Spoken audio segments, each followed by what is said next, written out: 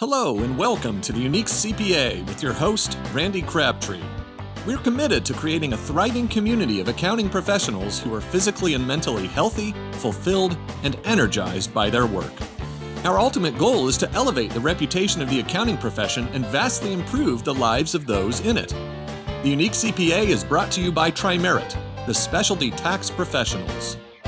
Today, our guest is David Toth. David is the Chief Growth Officer at Winding River Consulting. He was recently named to CPA Practice Advisors 20 under 40 influencers. He is a guy I got to know over the last few months and really appreciate my discussions and conversations with him. So I'm looking forward to our conversation today. David, welcome to the Unique CPA. Thank you, Randy. It was a pleasure being on stage with you a couple of weeks ago at Winning Ways in Chicago with Brandon Hull. I think that was our first chance to make sure this was going to work today. Well, our first chance was technically at the bar the night before when we had a couple drinks and got to know each other even better. But no, I appreciate that. Was a fun time. That was a great group. Being on stage with you and Brandon was a lot of fun. And I'm going to tell you, you're a very good host on the, what did we call that? Just a Q&A, a panel discussion? We did a panel discussion specifically talking about niche firms, and Brandon Hall being real estate CPA in one niche. You guys, obviously a tax specialty shop. So we had a great conversation for 45 minutes about the ability to niche down and how do you go to market, with different strategies. You have a Unique CPA podcast, Brandon, with his real estate podcast, so many different mechanisms and levers to pull. But when you're niched, it makes it a little bit easier. Oh yeah, I'm a huge fan of niche. I just think it's so, and I wasn't always. I when I had my actual general accounting firm, which I merged in with someone else 16 years ago, I thought being a generalist was where it was at. But man, when I got into a niche practice, it's just been like the ride of my life. It is so much fun, and you can dig so deep into a small area rather than dig very shallow into big areas. And digging deep, I think it's worth it. And really, I think you can grow your practice so much quicker that way. All right, so today you are the Chief Growth Officer of Winding. Tell me what that means. What is that? How do you define Chief Growth? I can't say it. It's an interesting title. Apparently, I can't say it. Chief Growth Officer. There we go. Sometimes Chief Growth Strategist. It plays just as well as Chief Growth Officer. But really two different hats. One is, what's Winding River doing within the profession, right? We're a consulting firm that focuses in one industry, and making sure we leverage that every step of the way requires a lot of strategic thinking. So having a growth plan in place that's strategic in nature for what Winding River needs to do going forward is one of the hats that I like to wear. And fortunately, I have a business partner that loves being involved in those conversations as well. But then on the other side of things, what am I working and doing with our clients? And everything typically evolves around strategic growth. Strategic growth can mean M&A, can mean organic and traditional, it can mean digital in many ways, shapes, and forms, but it all has to tie together. And elevating that to the strategic growth level is a big part of that conversation. So, wearing two different hats, both as it relates to what's Winding River focused on and doing, but ultimately also working with many top 400 firms in being able to drive them. All right, so you're doing this, obviously, like you said, in two capacities, one for Winding River and one for all these, top 400 firms that you're dealing with. So one of the things that you mentioned there, besides M&A, and I missed one, and then digital marketing, what was that one I missed? Traditional. M&A, traditional. We have rainmakers, we have mist makers, we have marketers. They're all part of our growth plan. Okay. And then digital marketing. Digital marketing, you and I talked about ahead of time, which is maybe somewhere we're going to concentrate on, because that seems to be a lot of the area that I see you concentrating on. So maybe give us a little breakdown of just define digital marketing, and then let's get into how you work with firms on this. Yeah, absolutely. If you're under the age of 40, you're starting your journey most likely with some sort of digital channel, whether that's Google, whether that's social media, whether that's on LinkedIn, whether that's emailing, somebody that for a referral. Go check out their website to learn more about them. The journey's starting online. It's starting in control of the buyer. We don't have as much influence over that process today. Fast forward through the pandemic, okay? All of us are consuming more online than we ever have before. Our consumer purchasing behaviors are more digital than they ever have been before. These B2C habits that everybody listening is experiencing is influencing the B2B purchasing journey.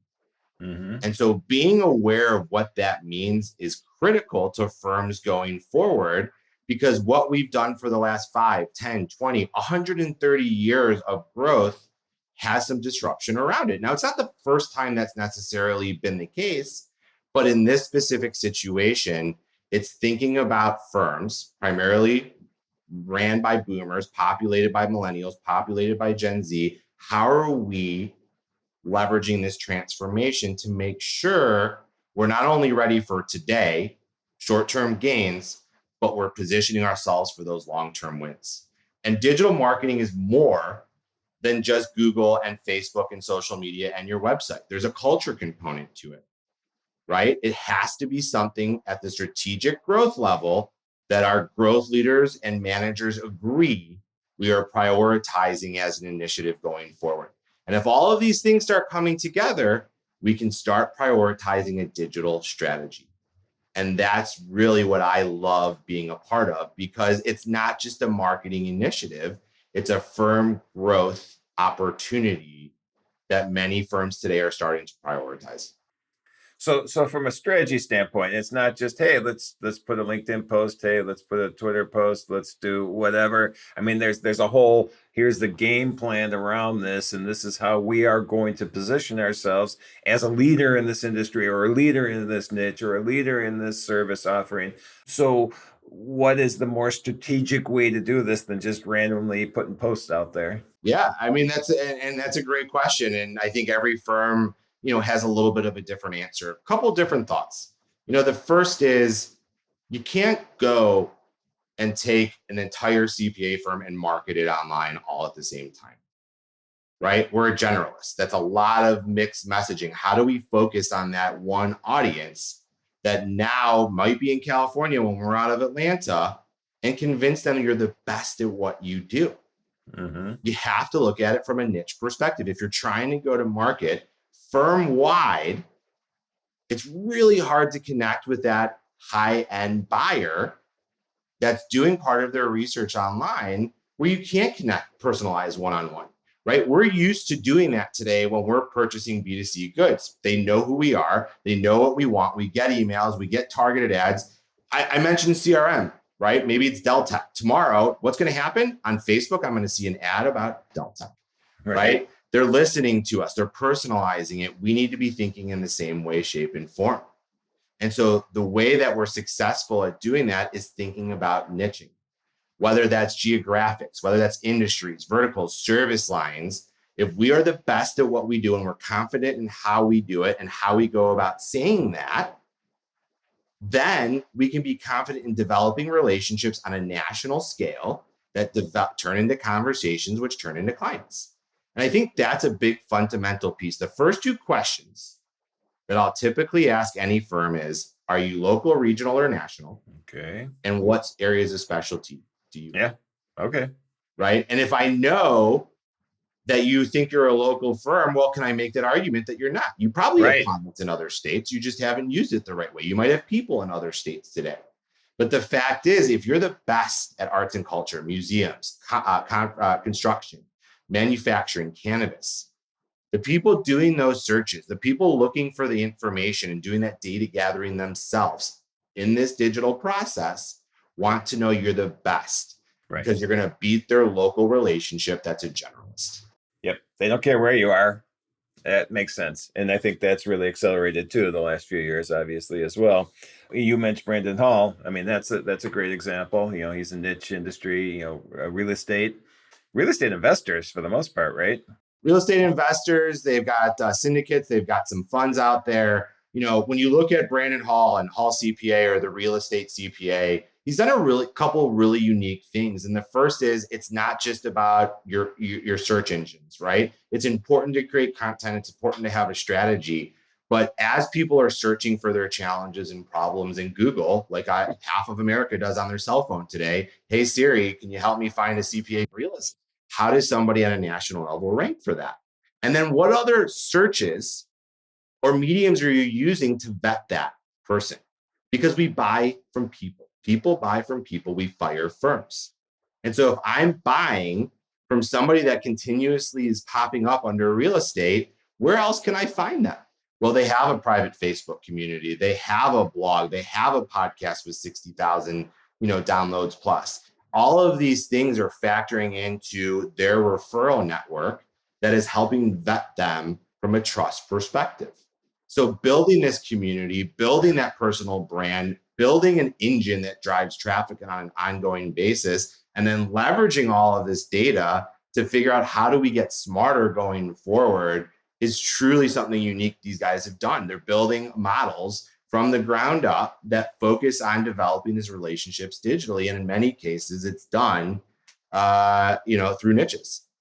Yep. Brandon, he's been on the podcast and he's done a great job. And he's got this whole goal of originally was to get to a $10 million firm. And now he's telling me he wants to get to a $100 million firm. And obviously, I would assume digital marketing is going to be a huge part of that and the digital footprint that he has. But we've also had some nice growth recently. And we started the Unique CPA podcast about a little over 3 years ago. And now we've jumped into some other things. So maybe give us some advice or questions. How do you see what we're doing? So how is the podcast going? I'd love to hear about the podcast journey. I saw somebody, post an article the other day about how to get started, creating a podcast. Is there a company out there that helped you along the journey? Why are you using this technology? I'd love to hear that evolution a little bit, because sometimes I wake up and I'm like, should I start a podcast? I love chatting. I want to do it. I can't do it repetitively. And I think that's a huge commitment that you have to make. So Randy, I'd love to hear a little bit more about the story. Yeah. So just to go to the commitment, I think, and I've been told all the time, it has to be consistent, and it can't just be you're releasing one here, releasing one there. And so we started out 3 years ago. Well, I'll give you the background. Yeah. So 4 years ago, we brought in a new marketing person. And she came up with this idea, and I wasn't part of the meetings. And the meeting, the idea was, hey, we're going to start a podcast. And so they came to me and said, hey, we're going to start a podcast. I said, great. You're going to host it. What? I don't know anything about hosting a podcast. What are you talking about? And so they talked to me about it. I'm like, okay, let's give it a try. But so when we started it, I was like, we cannot be, even though we're niche practice, we can't have a podcast that's about specialty tax every other week. No one's going to want to listen to that. I don't want to listen to that. Even though I love talking about it.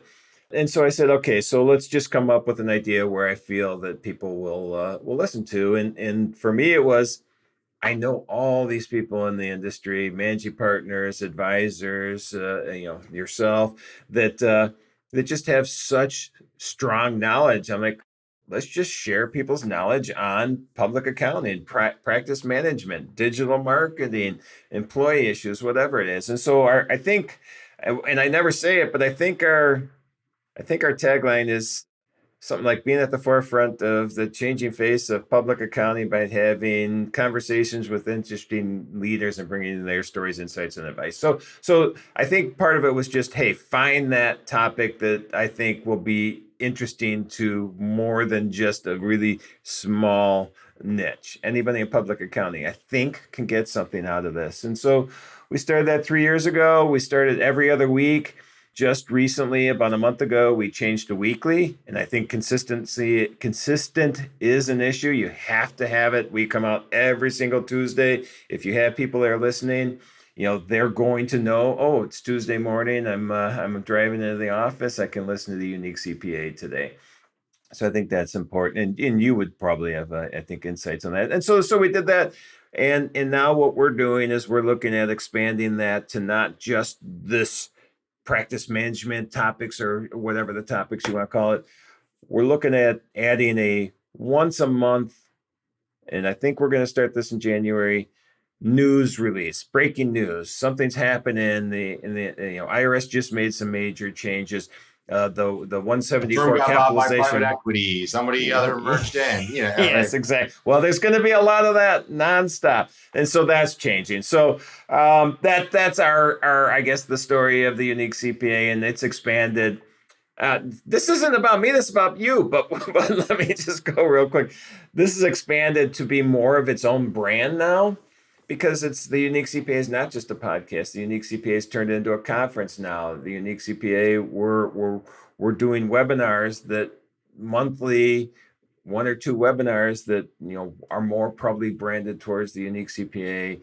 I'm writing articles for different journals that are under my name, but we probably should tie the Unique CPA that too, to just keep this brand going as well. So that's our story. What do you think? I love it. I mean, well, I think the end part was the most impactful here is you're not just using this as a one-trick pony. Yep. It's part of a bigger plan. Yep. It's part of a bigger strategy going forward in how the Unique CPA is brought to life in association with Tri-Merit, in association with Randy Crabtree and everything that you guys are doing to help better the profession. So I think that's a fantastic point. Talk for a minute a little bit about business impact, if you can, because to me, that's always a big question that comes up. And it's not saying, hey, we just generated, 15 new clients the last 18 months or the last 3 years from doing all these episodes. Part of that might be, we know that our prospects are twice as sticky if they're a podcast subscriber, right? And that's some of the intel we're starting to peel back when we talk about being data driven. But I'd love to hear just a little bit on the business impact side. Yeah, so I purposely 5 years ago got out of all decision making in the firm and tracking KPIs and all that stuff. And so I know little bits and pieces here. I know in the 5 years since I did that, we're what, eight, what are we? Probably, no, even more than that. It's about 15 times the size we were 5 years ago when we started. And part of that starting was not even the Unique CPA. It was just me going out and starting to be a speaker more often at events and talking. And that kind of started that whole change.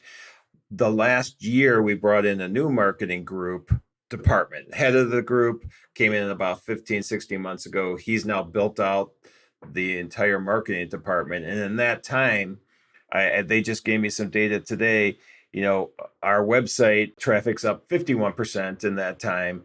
We've had a bunch of growth in social media. That's up 152% in the last year. They directly say just from marketing in the last year, there's $500,000 of revenue that they can directly associate with what's come in from marketing, the social media. That's awesome. Yeah. And so from that standpoint, I know that's $500,000 more than it was a year ago, I bet. And yeah. to think about digital with projecting out that information, knowing you did 500 grand, having the data to support it, is we can make that 1.5 next year with the right plan. It doesn't have to grow by 10% a year, right? There's other ways and other levers to pull to compound or accelerate that growth given the right type of data that you have. One of the big questions I love to ask around podcasts is, how'd you come up with the name, the Unique CPA? So just is that you or is that marketing? So before I answer that, right now, you have to host a podcast because you are doing it right now. And I love it and I appreciate it because you are good at this. And so the Unique CPA name was, I think Dana Plotke, who was our head of marketing at that time, we were trying to figure out a name, and I'm pretty sure she came up with it. And partly, I loved it. It took me a second to realize it, but I loved it because everybody is unique. And the Unique CPA is not me, although I can be lumped in with the Unique CPAs, I suppose. But the Unique CPA is everybody has a different story. Everybody has a different way that they look at things, the way that they built their business. Everybody has this uniqueness. And I'm a big fan of John Garrett, and I met him after we came up with that name. But John is what you're and everybody who's ever listened to any episode that I've done knows that I'm a big fan of John Garrett. And he does that same thing. You're unique. You have your passions outside of work. You're not just this. And so the name, when I started saying it over and over and over, I'm like, yeah, I really like it. That's awesome. The only thing that I find now that I get a little concerned about is not everybody in our industry is a CPA. And I'm like, oh, hey, should we be the unique tax preparer, the unique? But you know what? CPA I use generically, and I think people understand that. Well, I think the brand's known. I think the brand's getting to be known. There's an association between Tri-Merit and, more importantly, in my opinion, there's association with you, right? And so that's this whole idea going back to the personal brand, the firm brand. There's more overlap today than there ever has been before because of these digital channels. And Yep. people buy from people that they trust, and they fire firms. And it goes back to this idea that people trust you. So let's talk about that because going back to Brandon or going back to I Yeah. don't know if you know Josh Lance and Josh Lance. Josh. I don't know Josh personally. We're chatting, I think, in a couple of weeks. There's a few people. Yeah. Okay, so yeah, Josh is a niche, and he is craft breweries, but he's also big on social media and digital marketing, and so he's kind of the face of their marketing. I'm guessing Brandon is as well, and honestly, I am for Tri-Merit as well, the face of it. So, do you think it makes sense when you're doing this to have that face of your digital marketing, or should it be more the firm, or both? Great question. I would say it has to be a person. Okay. Okay. We're used to developing relationships on digital channels with people and not just brands. And so when you're talking professional services, there's a big overlap there. When you're talking CPG and B2C, it's more brand related. But when we talk about hiring a CPA, yes, I'm hiring a firm that's local, but more importantly is I'm hiring this person because they're at that firm. Yep. Right. And so that personal brand is critical. The question becomes, what does that look like in 5 to 10 years from now? How do I get more personalities or brands involved? And I think one of Brandon's challenges specifically has been that transitioning and finding the right partners within his firms to also have that face. Now he does have somebody, Tom, who's really taking over a lot of that activity, but it is a really hard thing to do and find. This brings up one of my more favorite things to talk about when we address digital, which is digital culture. Okay. Okay. I believe there's 5 core principles to digital culture. And a lot of times these are the things that are missing to really make digital elevated to the strategic growth level, to make it be part of the executive committee and the managing partner's goals for that next given year. Because if marketing's over here doing digital and leadership's over here focusing on these 3 industries and bringing in a practice leader to grow this niche, but we're not privy to that, we're going in different directions. Right. So we have to have that elevated. If we know our number one goal is to hire 50 people next year, and you have to dig really hard on your website to find that information, there's no alignment. Right. So when we talk about digital culture, there's 5 core principles. The first is leadership buy-in. Do we have the managing partner? Do we have the executive committee on board willing to commit to making this a firm priority going forward? Sometimes that's in our quarterly update meetings, firm-wide. What have we done? What are we doing? How are we investing in content? Why are we doing this? And how are we creating transparency around those activities? Digital's fast paced, it's agile, it's nimble, it's transparent. We have to be able to have buy-in at the leadership level. The second is team commitment. If you're at a firm with 7 different industries, 3 different service lines, a couple different advisory practices, right? You can't just assume that, okay, let's get marketing going. No, you have to have the team committed. You have to have the practice leaders of those niches that you're trying to focus on be willing to invest time and have people below them to invest time. There's an opportunity cost. You're going to have to give something else up in order to start investing more into digital as a revenue driver. The third piece is common vocabulary. You go into a partner meeting, you go into a room with your colleagues, and you ask everybody in that room, what's a lead? You're going to get a lot of different answers unless you've addressed this. And when you start looking at digital as a pipeline, a lead is a critical term to understand. A lead doesn't mean it's ready to be passed on to that practice leader yet. We still have to vet them. Now, a qualified lead might, right? But if you don't have that vocabulary figured out firm-wide, then it's going to be a big challenge trying to introduce new channels that are a little bit disruptive at times. The fourth piece is advancing confidence. How are we educating the firm? How are we educating those that are a part of this and our partners around them to understand what success needs to look like, what we're trying to ultimately achieve. What is SEO? What is social media? Why is LinkedIn so important today? Yep. Yep. Right? Because everybody goes to Google and they're going to find two things: your website and your LinkedIn profile. They are. You're right. You got to beat the competition. I And searched you today, and that's what happened. LinkedIn popped up. Not that I needed to search you because I know everything about you, but I did, and you're right. That's like the second thing that popped up was LinkedIn. And then the fifth thing is you can't measure new tactics with old metrics. You got to look at new ways, new metrics, new KPIs to know that you're moving in the right direction. So I think this digital culture thing is something that we skip sometimes in the strategic growth process when it comes to introducing, something that we know we need to do is going to be a significant impactor for us going forward. How do we start? How do we prioritize? Where do we go from here? It's overwhelming, but knowing that you have this digital culture plan in place with core principles ensures that, hey, 6 months down the road, somebody on your executive committee says, I don't want to use that writer. It's going to cost me $400 for a blog article. No. Right? Well, wait a second. If you start having that attitude on the executive committee, how does that trickle down to the rest of the firm? Right. It means you're not understanding, the strategy, the focus, the goals. You're not bought in. And those are the types of things that can set back significant investments, times, and resources, as it relates to being strategic and how we go forward. So I know you guys on your end, you wouldn't be doing the Unique CPA if you didn't have a culture that embraced digital, that embraced growth. I don't know what your thoughts are on it at all, but or what journey you guys have gone through, because I'm sure in 3 years of doing this podcast, there's been some hiccups, challenges, and people raising questions. Is it worth our time? Yeah, so if there's been any people questioning, they don't let me know.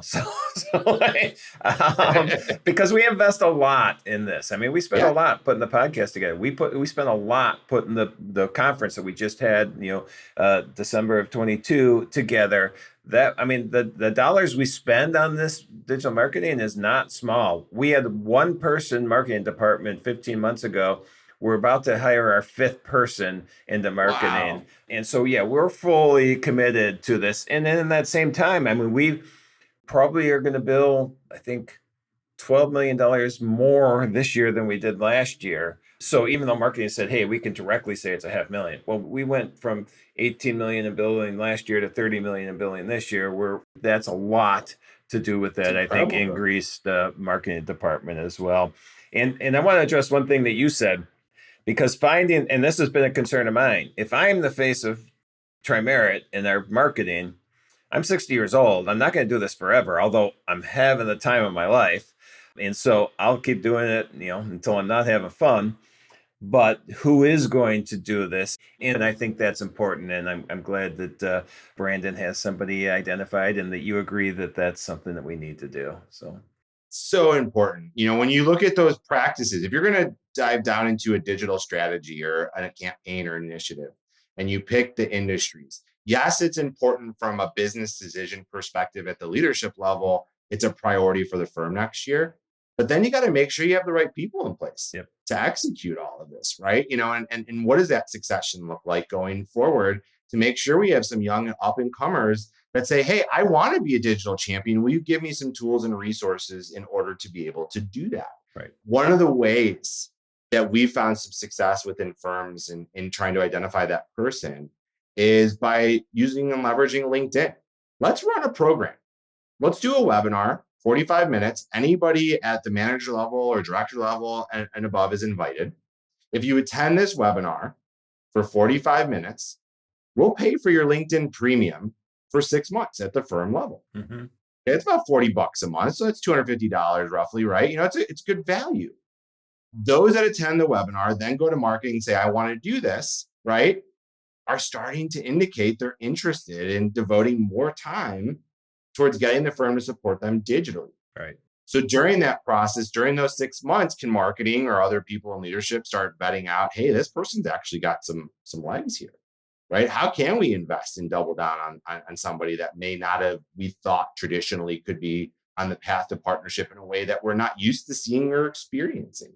So I find that really, really interesting to figure out how can we identify those people and maybe not more than one or two in a 150 person firm are going to raise their hands and say yes. Right. But if it's one or two, maybe it's the next Brandon Hall or the next Aaron Mink or the next Josh Lance, right? Yep. We don't want to lose those people. We got to find them and we got to hold on to them and figure out how to invest in them. Yep. No, I think that's important. All right. So this has been great information, but I know you've got a lot more to share. Anything we missed that you want to highlight yet? There's one thing that I think that's most important, and I get to ask this question more often than not. What's the average deal size of an inbound lead? Are the high net worth individuals really the ones that we can be targeting using digital marketing or digital strategies? And my answer is twofold, and usually it's yes. And if it's not the actual decision maker, it's everybody around him influencing his decision that is, part of that journey or process. But the average deal isn't $3,000, $4,000, $5,000 anymore. We have firms doing $50,000, $60,000, 100% organic deals coming in through their website. I have one firm that received a $500,000 audit, totally organic through their website. You're not just looking at $3,000 to $5,000 mom and pop shop types of deals. Right. It's becoming larger. It's becoming more influential. McKinsey supports that data. And I think it's important that we realize that's not going away. It's only accelerating, and it's not a flick of a switch type of solution either. So, I'm sure you guys have seen some mixed results, low, medium, high, but to me, it's important to know that there are firms generating significant dollars, creating proof of concept, and now figuring out how to scale that growth even faster. Yep. And let me ask about that 500,000. Is that a niche practice? That they're a niche service that came in with? It was for a specific niche within the firm. I don't think they were running a campaign necessarily to say, hey, we're trying to generate this type of pipeline. Right. I think it was the opposite. It's, oh my God, we just closed 1 to 2 deals, one for 500 grand, one for over 100 grand. We need to know what's going on here. We need to know how to get more of this, right? Okay. That's what piqued their interest in that specific case. So, to me, I think that's, you're going to find it based on your firm where you can fit and find those niches. Yeah. And that's kind of the benefits of having a CPA firm with multiple industries today. Yes. You can find those niches, right? Yeah. But it's part of a bigger firm. It's a over $100 million plus firm. I figured it was a bigger firm, but like you just said, smaller firm, you may have 1 or 2 niches. Bigger firm doesn't mean you're not a niche firm still. Right. You just are big enough that you can have 5, 6, 7, 10 niches, and you have a passionate leader on top of each of those niches, and then market those niches themselves. I think it could be. I know huge. a top 20 firm that only considers it a niche when it's doing over 70 or $80 million in revenue a year. Okay. All so right. It's like, whoa, wait a second. That's the size of most firms, right? Yeah, exactly. But I was like, wow, that's interesting. It's good to know. But I was like, that's significant. Yep. I had one of the first guests I ever had on the podcast, and now we're going on tangents here, but they're a decent sized firm. They're not a $100 million firm, but they were, I think at the time, like 3 years ago, they were 30 million, maybe 40 million, whatever the number was. But they don't get into any offering. They don't get into any niche without having somebody that's passionate about that industry coming to him and say, hey, I want to start our trucking niche, or I want to start this. And that's the only way they do it. But again, like we said at the beginning, you start a niche with something you're passionate about, it's a lot easier to be out doing your social media marketing on that because your passion comes through. So I think that's huge. Well, Randy, listen, this has been just truly a blast. I love having our conversations. I know we could both go on for hours, but I really appreciate the opportunity to be on the Unique CPA today. You got it. And I'm going to ask you one last question or 2 last questions. The first is the Unique CPA because everybody's unique. And so what are your passions outside of being the strategic growth leader of Winding River? Passions. I have 3 passions. My kids. Yep. I have a 6 and a 4-year-old boy. They're a blast. They are my, one of my joys every day. I get to be a part of. The second is food. I love cooking. Yep. I've got every kind of tool you can think of, from smokers to griddles to sous vides to pizza ovens. I love cooking. It's a great way to get away from everything and play around with different ingredients.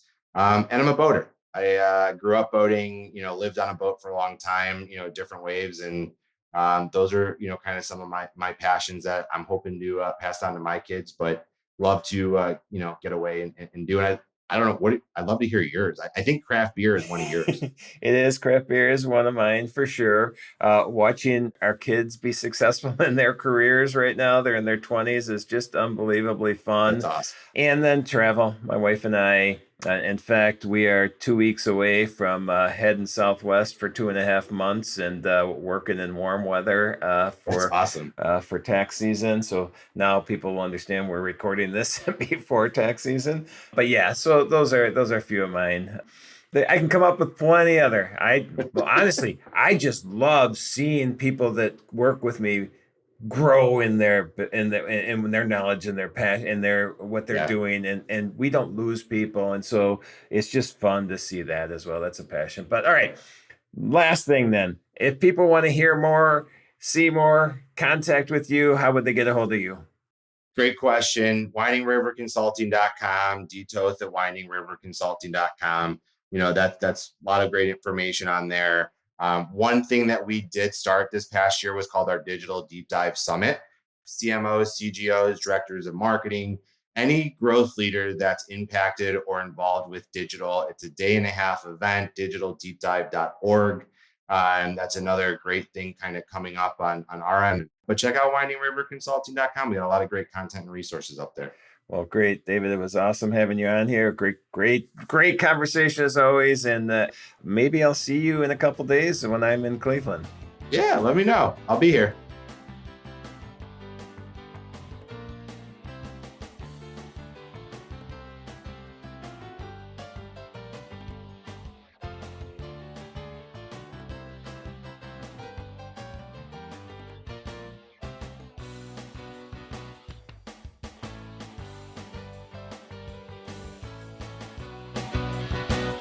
Thank you for joining us today on the Unique CPA. You can find the show notes for today's episode and learn more about TriMerit at theuniquecpa.com. Remember to subscribe and leave a 5-star rating on your favorite podcasting app. And join us next time for more expertise and insights on the Unique CPA. Professionalproductions.net